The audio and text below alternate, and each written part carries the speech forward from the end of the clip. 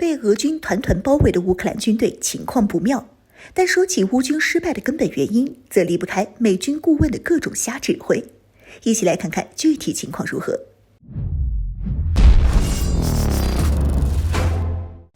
Hello， 各位老铁们，大家好，欢迎收看本期迷彩虎，我是虎妞。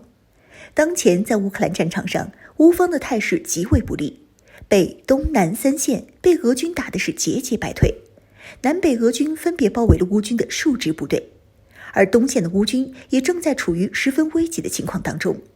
因为侧翼已经暴露，再不后撤就面临俄军的三面夹击，到时候东乌一线10多万乌军主力部队将被俄军彻底歼灭。如此一来，俄军将获得战场的主动权，而乌克兰将因为无可用之兵，从而输掉整个战争。令人感到好笑的是，战前美军顾问就曾建议乌军主力前往东乌地区进行部署，防止俄罗斯进攻。没想到俄军这次从3个战略方向全面进攻，不知道乌军会不会后悔当初盲从美国顾问的决定。实际上，这也并非第一次美国坑害乌克兰这个友军了。8年前，乌克兰踌躇满志，意图收复所谓的卢甘茨克和顿涅茨克地区时，就是听信了美国顾问的谎言，导致主力部队差点全部被俄军和东乌武装歼灭，乌克兰军队并且因此遭受重创。在2014年时，因为乌克兰极度仇恶的总统波罗申科上台，俄乌关系急剧恶化。同时，东乌地区战事频频，卢甘茨克和顿涅茨克宣布脱离乌克兰进行独立。乌克兰政府军就打算一举歼灭这两地的地方武装，但是面对东乌地方武装的顽强抵抗和俄军的支援，乌克兰军队并未取得有效进展。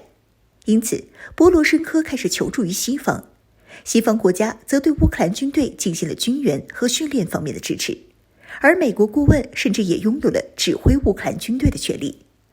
既然美方亲自下场微操，波罗申科打算凭借西方的力量一举拿下他视为眼中钉肉中刺的卢甘茨克和顿涅茨克地区。为了准备进攻的兵力，波罗申科可算是下了老本，共计集结了将近20个旅级战斗单位，规模不可谓不大。其中的乌克兰正规军就高达17个旅，包括2个坦克旅、2个空降兵旅和10个摩托化和机械化的步兵旅。此外，还有3个炮兵旅作为随时的远程支援火力。这些部队在美军顾问的一声令下，从正面和侧后向东乌地区的地方武装发起了全面的进攻。根据外媒的数据，正面战场兵力占比 75%， 侧后乌军按照美国顾问的微操，派遣了 25% 的兵力对东乌地区进行穿插。正面的乌克兰部队则直接莽到东乌的地区的大城市，和东乌地方武装展开了拉锯战。美军顾问轻率而盲目的冒进，大概是忘了东乌地区的地方武装里有不少人都是乌克兰政府军或者俄军的退伍老兵，有着一定的战斗经验，军事素质也过硬，而且还有俄罗斯的武器支援和战术支持，必要时俄罗斯部队甚至会亲自下场。因此，在战争初期，乌军在美国顾问的指挥下猛冲猛打，快速突进，但是也形成一条狭长的突出部。在俄军的空中打击和地面部队打击下，大量的乌军被包围，重武器被丢弃到路边，溃不成军。经过此战，乌军14个旅主力部队被美顾问全部送光，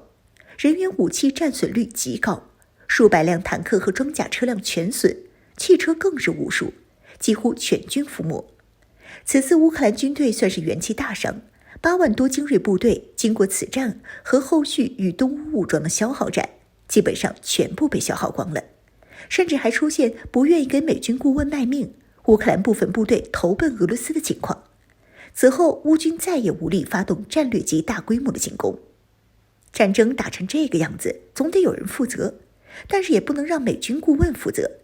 因为波罗申科根本惹不起。波罗申科政府在下台的前几个月前，怕下台后被追究战败的责任，所以就拿乌克兰总参谋长扎马纳开刀，